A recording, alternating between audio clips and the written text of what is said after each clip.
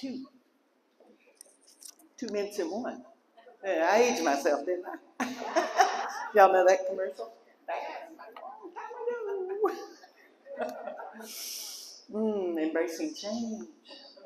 That's what we're talking about today.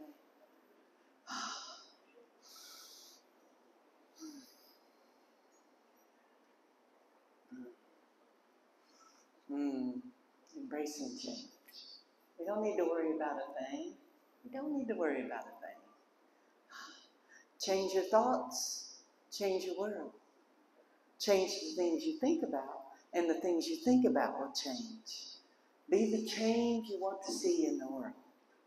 Ernest Holmes, Wayne Dyer, and Gandhi gave us those beautiful words and those beautiful teachings.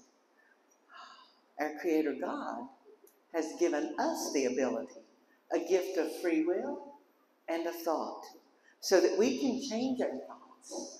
And yes, we can change our world.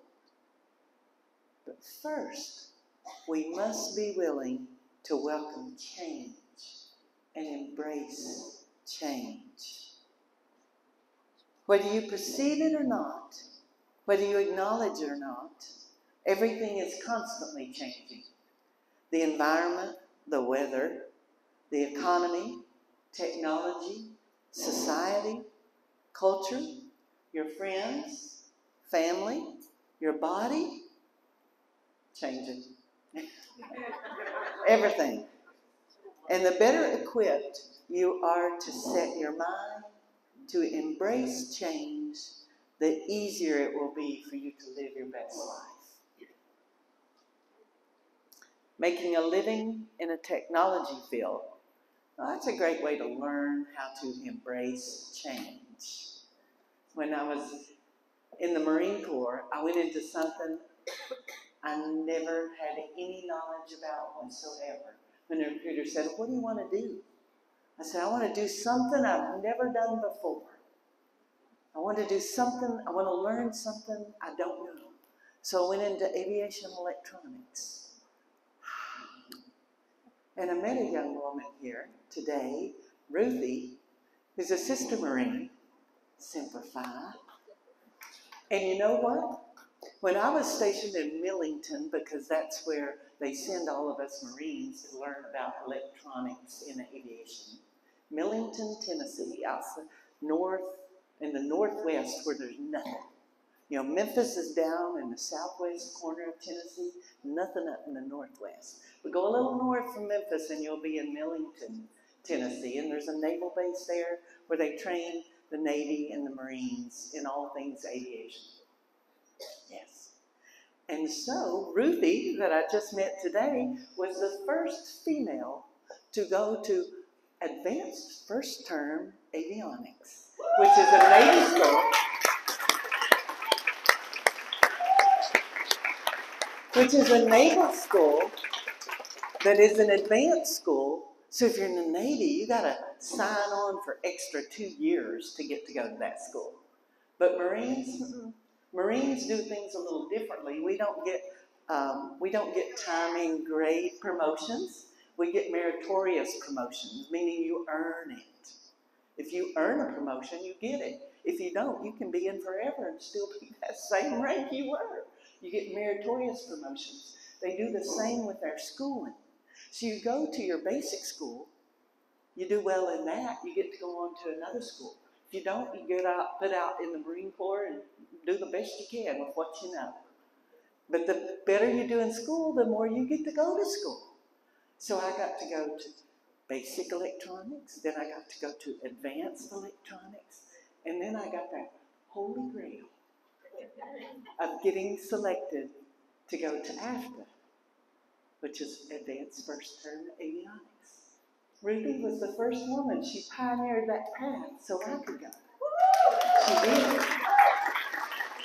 Because it's in a class of 20 people, there were only 2 Marines, and I was the only woman at all. But there was 1 male Marine and me. The rest were all Navy guys who were a little upset because they had to sign on the extra 2 years of their life to get in that class. And I did. And Ruthie shared with me that she graduated #1 in her class. Yes. Because that's the way we women do it. Absolutely. Yeah. So, change. If Ruthie hadn't changed and pioneered that path, it wouldn't be possible for me. Yes.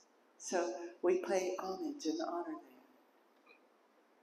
So, we are in our 3rd week of our book club with the Untethered Soul.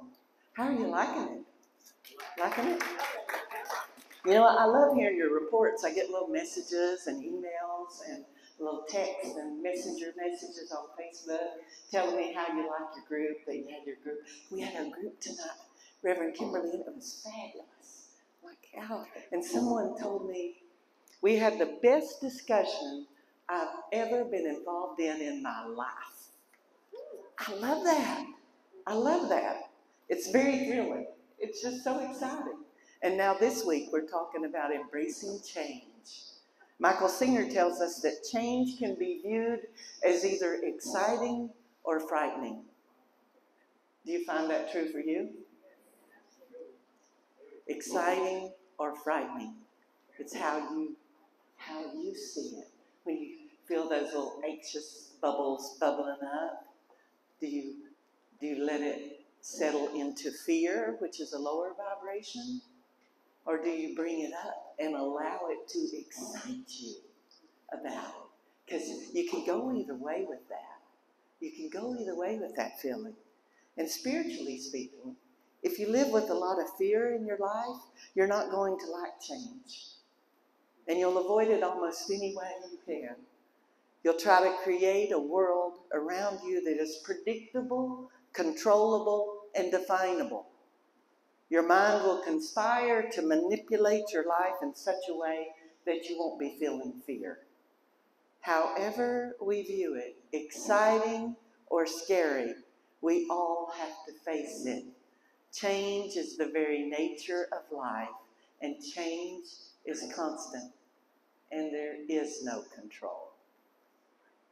It's a very popular saying that change is the only constant in life. This means that in life, in our relationships, both in our workplace and in our life personally, everything's all about to change. But you know what? We don't have to worry about a thing.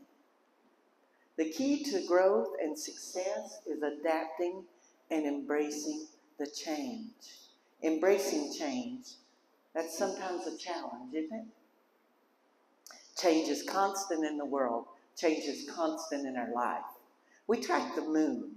We follow the moon phases from new to full and then back to new. As a matter of fact, today it's a new moon. All about embracing those new ideas, new projects, new beginnings, embracing change. Because it's all how we set our mind to it. Whether it's fearful or it's exciting. And on top of that, we're in the fall equinox energy still. We just celebrated that this past Thursday right out at the beach here. So changing of the seasons. It's a changing time. Embracing the balance and harmony of change. Constant change. Always moving. The earth is constantly revolving around the sun. We talked about that last week with the Mercury retrograde. Constant change. We see the sun as it makes its way across the sky, changing all the time. The tides ebb and flow, constantly changing. At the seashore, it's a magical place. This is a magical place, an in-between place, where the tide touches the shore. And then it ebbs back out into the great and vast ocean. The tide never takes a break. It never says, okay, I'm tired, I'm gonna hang out right here. I'm not moving, not going in, not going out. I'm just going to hang out. Need to hang out a while and just rest. But you know what? No. It ebbs and it flows. And we human beings, we're amazing beings of vibrational energy. And yet it's said that we are the only creatures on this earth that resist change. The birds don't resist change. The leaves don't resist change. When it's time to change colors and fall off the tree, they just do. Change is ever present. You may fear change You may choose to deny it. You may choose to ignore it. You may choose to resist it. And you may choose to embrace it.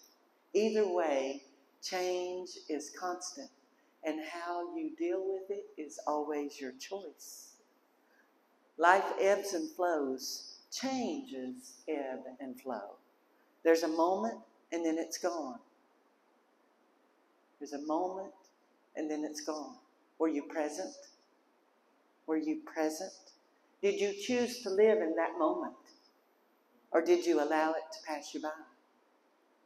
Pass by unnoticed, denied, resisted? Or did you embrace all the moments, loving each one? For change is certain. Certainty. There is a certainty that it is going to change. Fear or excitement. And if you're certain it's going to change, like Maria said, fear and certainty can't exist in the same space. So change can be joy. Change can be painful.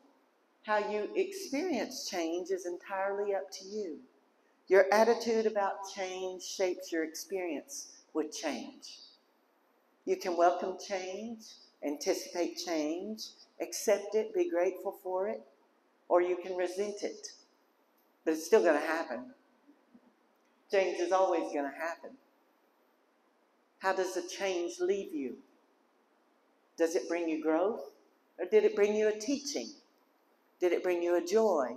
Or did it knock you down and then run over you? I'm letting you know it's entirely up to you. You get to choose. It's your choice. Always, it's your choice. You can fear change, or you can choose to find change exciting. It's your mind.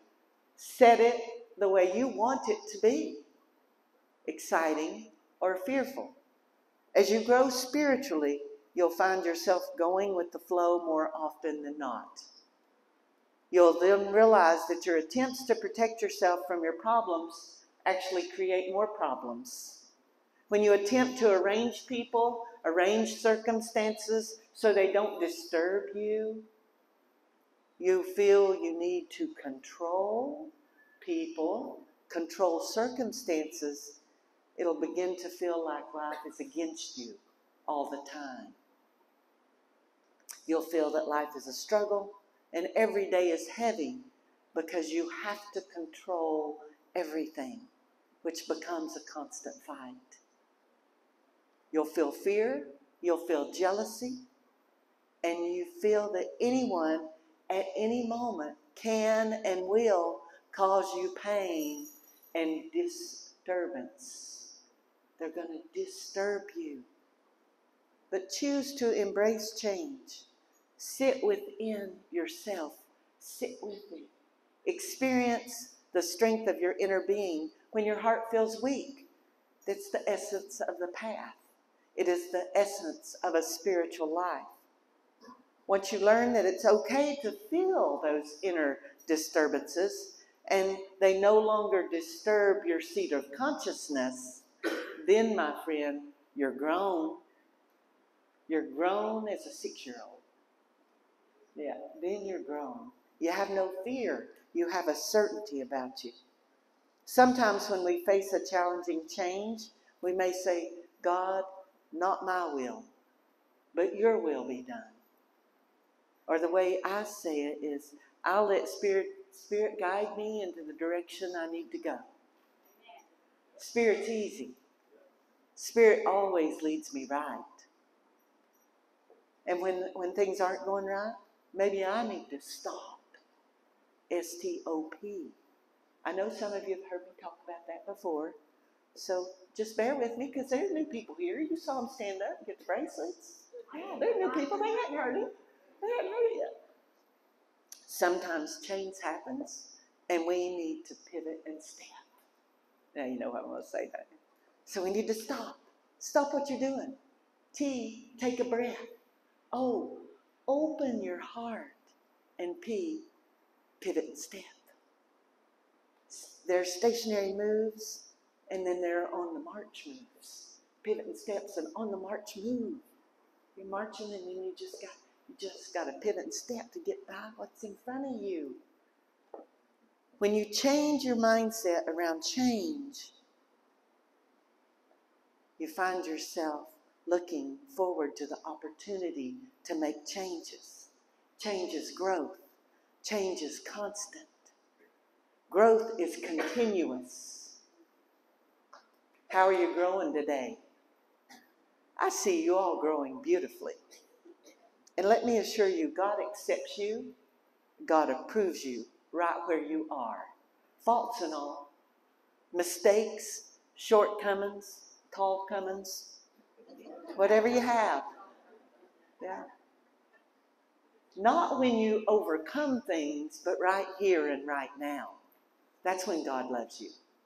Right here and right now. That's when God accepts you. Right here and right now. The universal love that is God accepts you. Do you accept you? The universal love that is God loves you. Do you love you? The universal law that is God approves of you. Do you approve of you? Sometimes even the most spiritual-minded of us can get focused on our losses, on our flaws, on mistakes, real or perceived, focusing on images and thoughts of when we failed, when we didn't succeed. And you know what? You don't need to worry about a thing, because that's the perfect time to stop. Stop what you're doing. Take a breath. Open your heart. And then pivot and step. That's how we learned it in Paris Island. You just got to pivot and step. When you take that breath, you're letting the energy flow. It's all in how we train ourselves, how we train our minds, how we set our mind. It's all in our mindset. Choose to focus on when you won the game, when you nailed that project at work, when you sang that perfect note, the time you succeeded, the time you rose. We raise our vibration, and that's what we then attract. More success, more wins. Let's not fight with life. Realize and accept that life is not under your control. Just go ahead and accept it, and then there's a certainty. There's no fear. There's no fear about not having the control, because you already have the certainty that you don't have control. We don't have control over other people. We don't have control over circumstances. Life is continuously changing. And if you're trying to control it, you'll never be able to fully live it. Instead of living life, you're living in fear. So choose to live present in each moment of this precious life you have.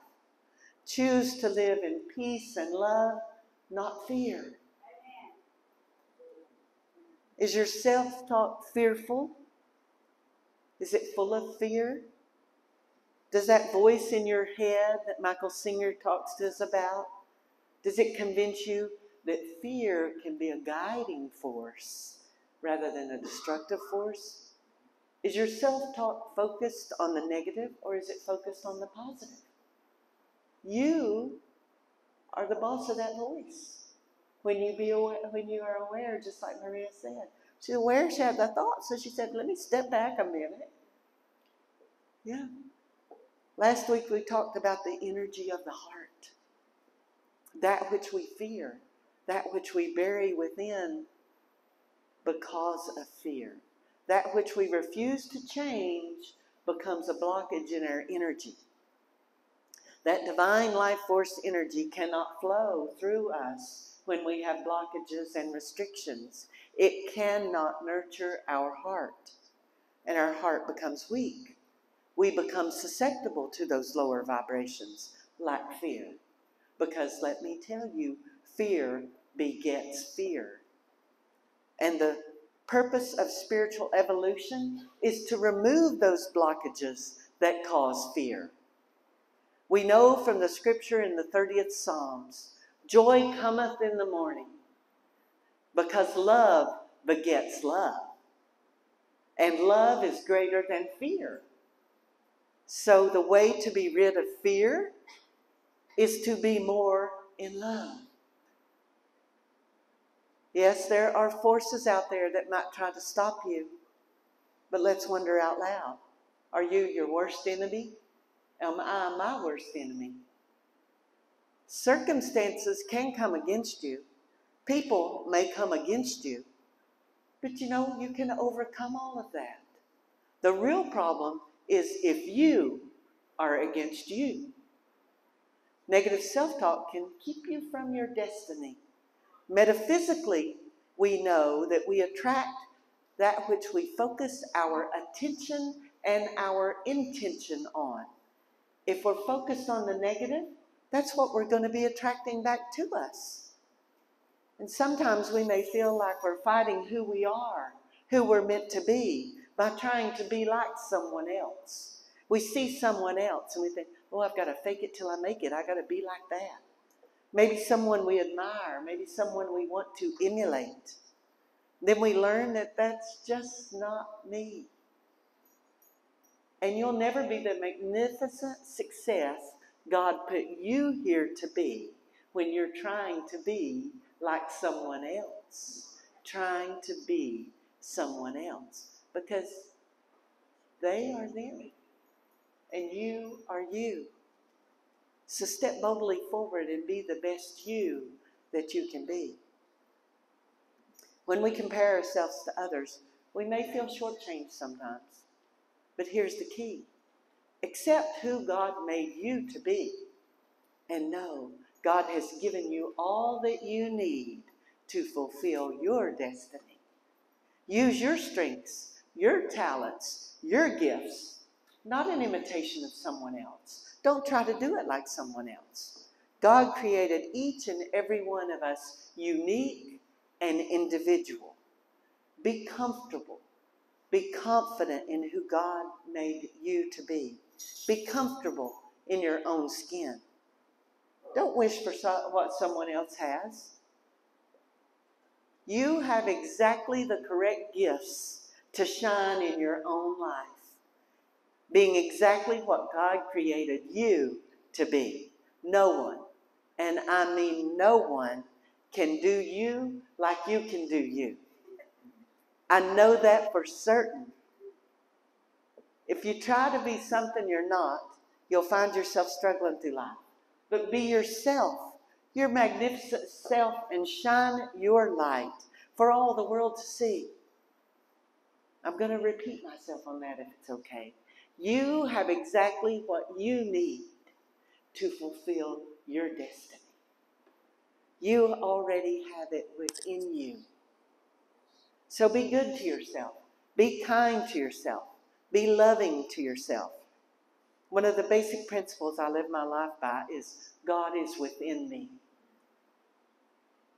And if I'm not being good to myself, I'm not being good to God. Who am I to not be good to God? If I want to honor God and Goddess, the one presence and the one power, I must honor myself. I must honor myself because God and Goddess is within me. Who am I to not honor that? Are you with me on that? Yeah. So learn to compliment yourself. Tell yourself how fabulous you are. Look in the mirror. Just tell yourself. Acknowledge all the good things you do. Be grateful and thankful. And you'll have more brought into your life to be grateful and thankful for. Now there, right there, that's a new moon, new beginning thought. Begin a practice of complimenting yourself and begin it today with this new moon. I don't care how shy you are. I don't care how, we shouldn't do that. That's all ego. I'm telling you, it is not ego. Get up in the mirror. Look at yourself in the mirror. Tell yourself how good you look. Yeah, you look good. Put that lipstick on. Yeah, you look good. Yeah. Compliment yourself like you do a new lover. Because no one can give greater, more loving compliments than someone in the rhapsody and euphoria of new love. Isn't that right? I know some of you have been there. Some of you might be there right now. Some of you have been there for 20 years and you're still in it. So compliment yourself like you compliment a new lover. And we all find that we may have enemies in life, but don't give them power over you. Don't give them power over your life. You're giving them away. Don't do that. Don't be against yourself. Think good of yourself. Show off what God has created. Live life well, knowing you are a divine child of God and all is well. In closing, I'll say that right now, today, change is happening. Some are fearing change. Some are resisting change. Some are denying change. Some are just going with the flow. Whatever comes, I'm good with that. And some people are embracing change, knowing it's inevitable, knowing it's constant, expecting it so that you have certainty in your life that change is going to happen. And as Reverend Maria shared, certainty and fear cannot exist in the same place. So if you have a certainty that change is going to happen, you have no fear. You have the power to decide how change will affect you in your life, because change is happening every day. Some days when the collective is aware of a change, the change has more energy because the collective is focused with intent on the change. How will you choose to be the change? Change your thoughts, change your life. Change your thoughts, change your world. What change is happening in your life? No change is ever present and constant. Be present with that change. Change is coming. Change is here. Embrace it. Be the change you want to see in the world. You be that change. Thoughtful, mindful, peaceful, kind. Be that change, and you will see your world change. Be the love. Be the peace. Be the calm in the middle of the chaos. God has you positioned right where you need to be. And so it is.